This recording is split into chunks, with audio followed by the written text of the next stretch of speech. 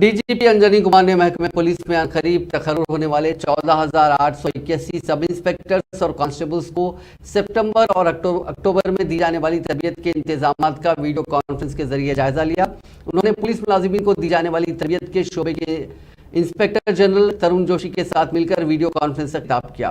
انہوں نے کہا کہ ریاست کے 28 پولیس ٹریننگ سینٹرز میں سب انسپیکٹرز اور کانسٹیبلز کو تربیت دی جائے گی۔ سپٹمبر اور اکتوبر میں تربیتی پروگرام کا آغاز ہوگا۔ انہوں نے کہا کہ تلنگانہ کی تشکیل سے لے کر اب تک ریاست میں لا اینڈ آرڈر کے مسئلے کو حکومت نے اولین ترجیح دی ہے، جس کے پیش نظر گزشتہ کئی برسوں سے محکمہ پولیس میں بھاری پیمانے پر تقررات ہوئے۔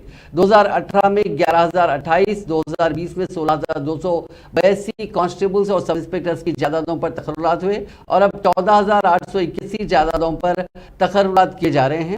انہوں نے کہا کہ تلنگانہ پولیس اکیڈمی میں 653 افراد، پی ٹی سی امبرپیٹ میں 650، ورنگل میں 1000، کریم نگر میں 442، میڈچل میں 250، سی ٹی سی حیدرآباد، کریم نگر، کھمم، نظام آباد، ورنگل میں ہر جگہ 250، تلنگانہ اسپیشل پولیس فورس یوسف گڑا میں 450، اس کے علاوہ کنڈاپور اور دیگر ٹریننگ سینٹرز پر مزید افراد کی خدمات حاصل کی جائے گی۔